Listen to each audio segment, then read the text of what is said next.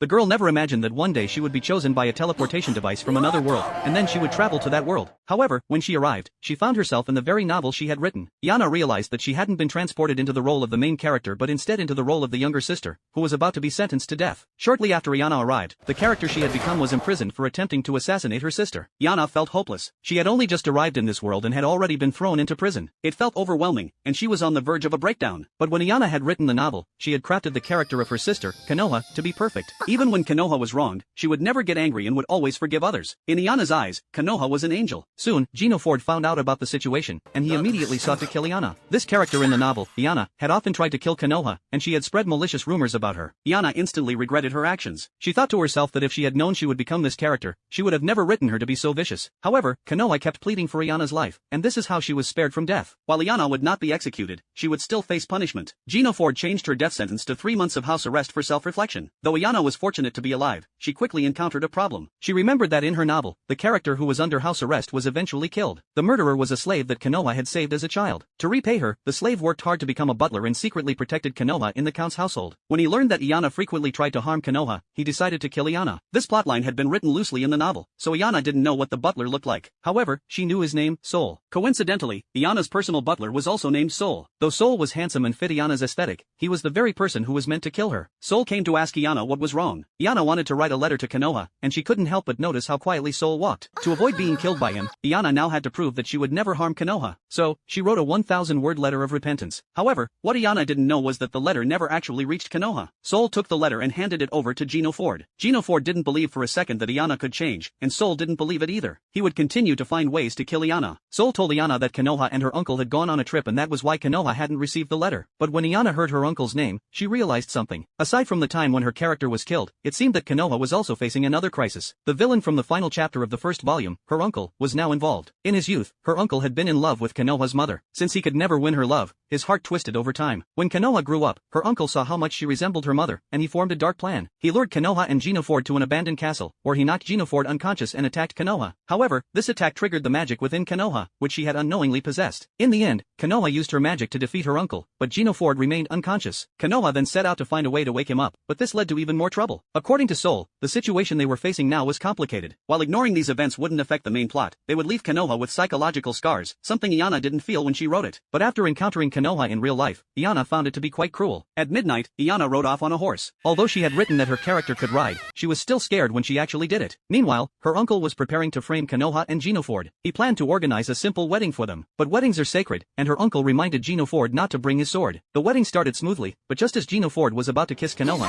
her uncle attacked him with a sword.